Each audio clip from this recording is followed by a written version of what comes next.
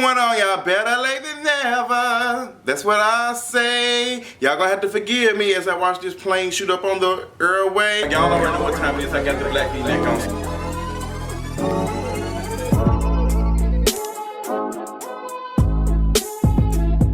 Girl, y'all know I don't know nothing about rhymes and all that type of shit. A lot of things to cover. I know I have not been with you all. I know I gave y'all a cute, tasted little bit of a Wasted Wednesday, honey, this past Wednesday for 20-30 minutes or whatever. Just to speak, y'all, my internet connection was extremely trash as hell, but I was in a hotel in New York City, okay? But I just want to go ahead and give y'all a little update, honey. I'm not sure when you all will get this video. I'm recording this less than, what, 2 or 3 hours before we head to film with the Grapevine TV. For the Culture Podcast has been asked to participate in the Grapevine TV discussion panel, whatever you want to call it. If you have not checked it out, you need to type it in on YouTube. I'm gonna have that on the description. Grapevine TV, they do a lot of things for the community. They have a lot of important conversations, and we appreciate it. And that's part of the things that we do with For the Culture Podcast. It's our culture, your culture. It's your man too. That being said, this has been a glorious trip. This has been a beautiful trip. So many eye-awakening moments and stuff. With that being said, this trip has been an eye-opener once again. This is way better than the trip that we came up here last year. It was a lot going on, but this one was more structured. We'll be talking about Black Panther, honey, and I'm gonna make sure that I tell y'all no spoilers and stuff, but we got to talk about so many important things happen that we need to discuss and stuff, and we're gonna talk about that more on For the Culture Podcast, honey. We got a lot of content. We were able to reach out to a lot of people. We did get a chance to record with Run the Tape podcast. We did a video and audio for the podcast. We also got a chance to participate with QPOC Life podcast. We did a lot of work. We met a lot of people. It was just really nice. I didn't get a chance to see some of my folks over at Slave TV, Sean and Terry.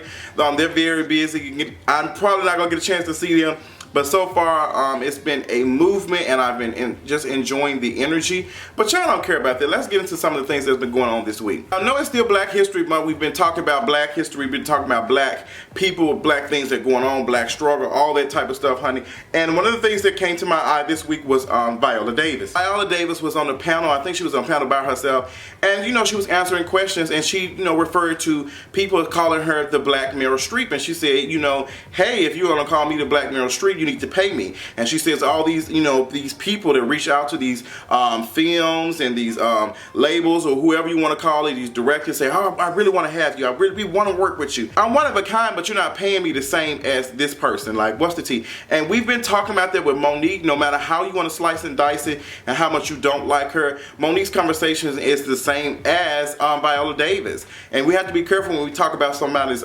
social clout and all that, because we know it's different when it comes to Black and brown people. We need to be careful of that.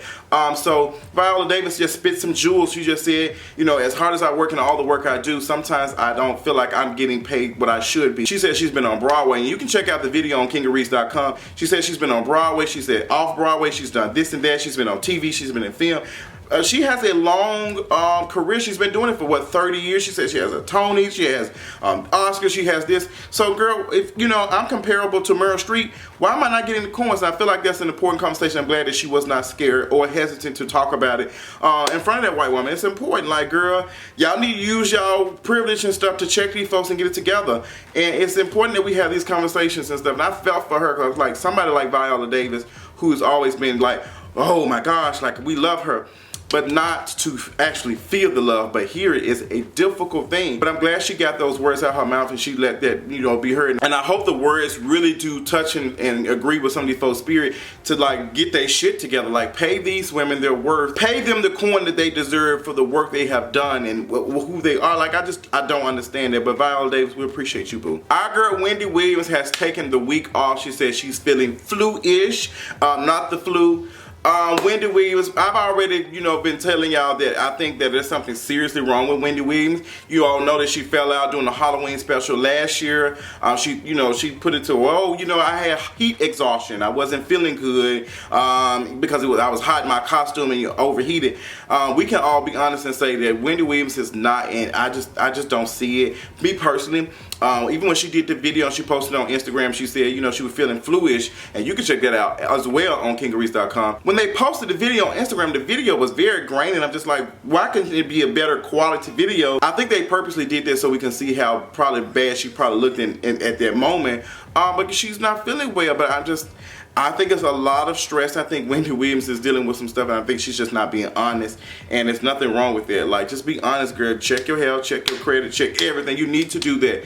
But Wendy Williams, girl, I don't know what to tell you, but I hope you get it together, but it's important. But moving on to other news, we have to talk about whiteness and how they're taking over, honey, and how they've been taken over or whatever. There have been 13 Russians indicted for meddling in the 2016 election. If that's not a conversation about, like, girl, y'all was out here really doing this shit. I guess they indicted one Russian for every original colony, okay? Girl, the colonies and the colonizers. Girl, it's just funny as hell. And we all know that Trump is on Twitter saying that there's no collusion, no nothing.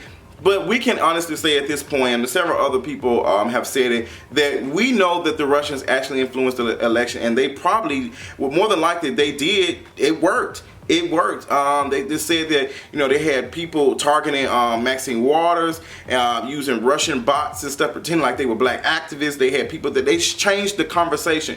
People who are actually doing stuff and using their platforms to shift the narrative and put an eye on something, they're able to do that. So just think about somebody who's able to do that and mean no good. They can do the same thing. What's good for the goose is good for the gander or something. They say, girl, I don't know. I don't eat duck. I'm not surprised. I wish other news organizations would just be honest and tell us what the tea is, because this shit is garbage as hell. We live in this day and age where, you know, social media is very important, and we got folks using it to target us. So like, we got a president that's not even, you know, discussing it and even just focused on saying that he had nothing to do with it, rather than trying to find out the truth and figure out how we can stop this from happening in the next election. So we got to make sure that we're vigilant out here. We also have to make sure that we're voting in these midterm elections and these local elections. So they're very important. We can't just be out having people at the top and we don't have no groundwork. Like, that's how the world works, period. You got to have people doing stuff on the ground, and that's even people, you know, in real life. Like, it's important. Like, you got to have your, you know, not your bottom people, but the hard-working folks, you know, doing the fucking work. And if you don't, the foundation will crumble. You have to have a strong foundation. And the people that we want to say are at the bottom are the strongest, and they're keeping this shit together. I don't know, and child, there's so many conversations we can have with that. But, you know, it is what it is. I'm not sure if you got a chance to see the Applebee's racial profiling video. I think I watched it when I got off the plane when we first arrived in New York. But I was like, what is this bullshit? Like, and then the police officer was just such an asshole. You can hear his voice like, calm down, it's okay. No, how the fuck you expect me to be calm? And you're saying that I stole a goddamn 2 for $20 ass meal from Applebee's. Girl, I don't want to go to jail and then folks ask me what I did and it's from stealing the Applebee's. Girl, first of all, nobody is stealing shit from Applebee's. Who is even eating that cancerous ass shit? Anything that you can find at Applebee's, you can find at Save-A-Lot Freezer. Nobody's eating that shit. If you are eating Applebee's, girl, I feel for you and your esophagus and your intestines. Like, girl, you need to, like, girl, just garbage as hell. But these women were there, you know, eating, and the white woman said that she thinks that they came in and one of these people who had ran and did a dine and dash. I've never participated in a dine and dash before. I've had people do me like that, and I also said that they did it to me when I didn't get no tip and they paid with cash because I kept that coin. Okay, it is what it is, honey.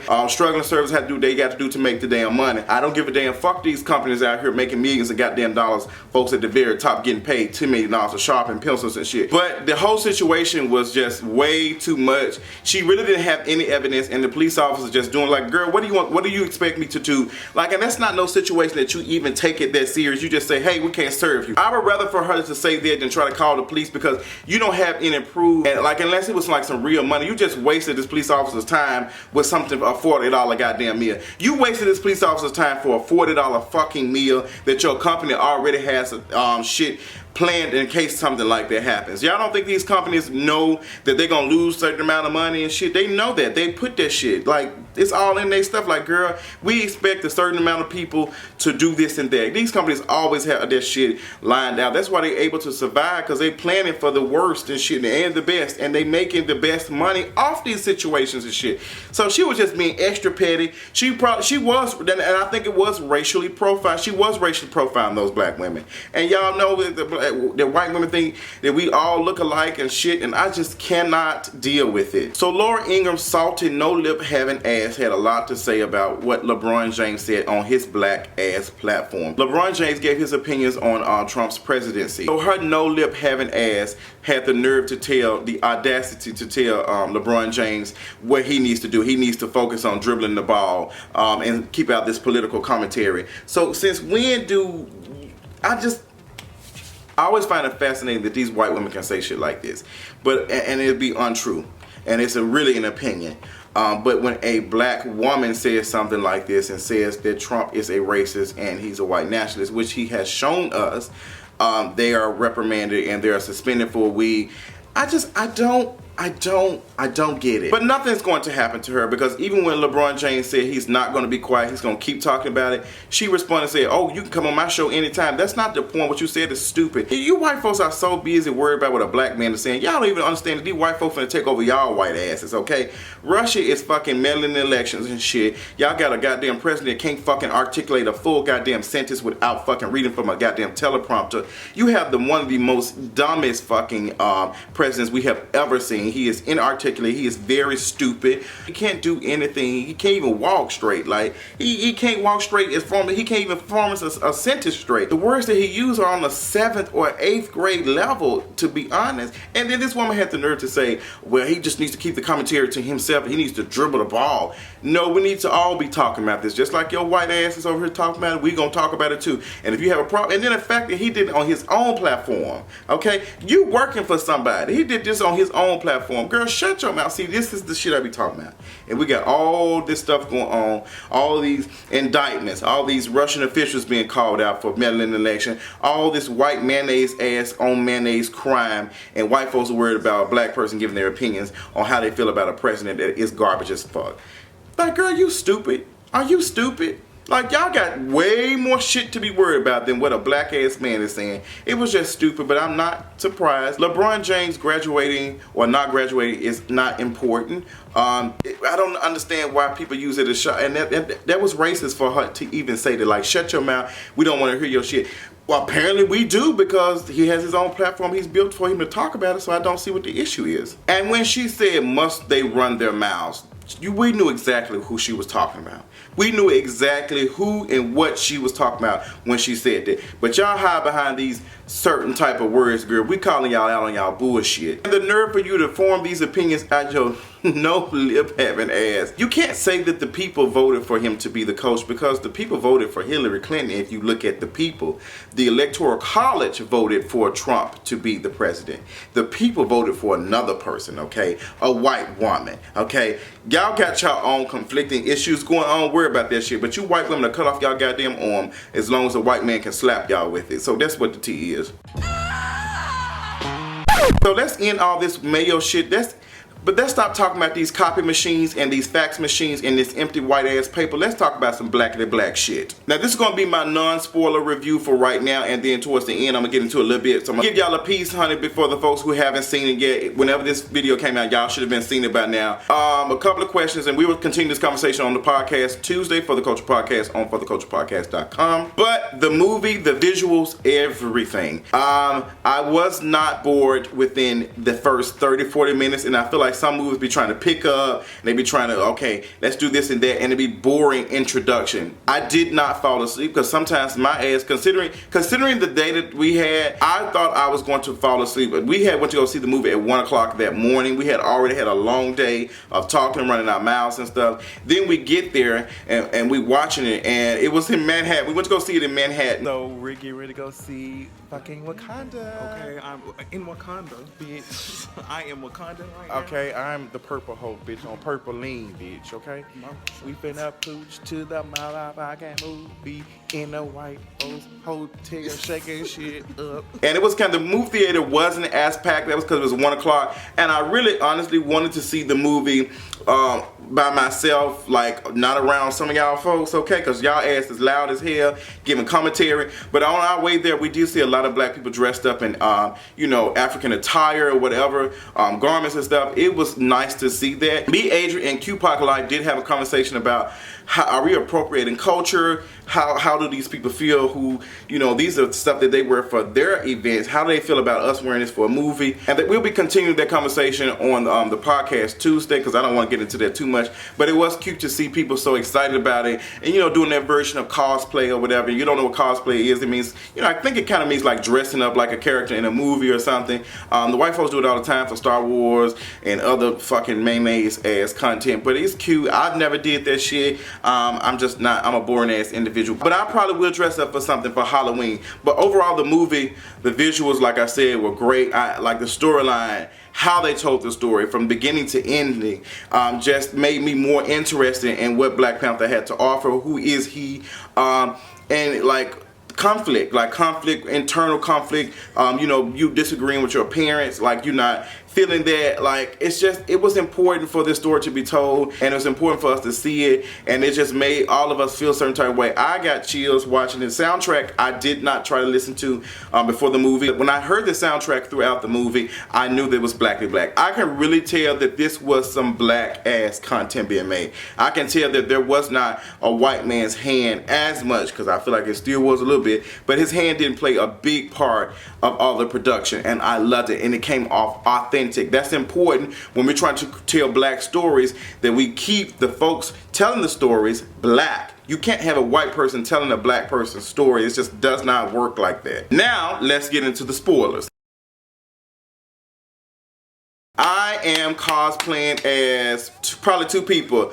The women who protect, I cannot remember their name, the women who protected Black Panther, girl, all that, I was here for it. I kept thinking of the Dara Milaje. Oh my God, them black women with them bald heads and them strong ass faces, and just was like, bitch, if you don't back up, honey, with homegirl threw that wig on that white man, and she talked about that wig being garbage as hell. I was here for it. I'm gonna tell you why, honey. That was a message, like, stop wearing these raggedy ass white women wigs and trying to put, pass them on as, oh, this is my hair, girl, leave that shit alone, embrace your own DNA, honey. I love that. She threw that shit at that white man, honey, threw that mess. Amazing. Lupita did a better job than I thought she was gonna do. I did not like her wig though. Her wig, I felt like it wasn't, like she had the Bantu knots or something, and you can tell it was a wig. But Michael B. Jordan played one of the best villains ever. Like, but the way Michael B. Jordan acted and embodied that person, like Killmonger, everything, like, oh my gosh, like it just gave me chills, like the conversations. Oh, but I'm gonna tell y'all who stood out. Cherie, Black Panther's sister. Oh, when she said, don't scare me like that, colonizer. I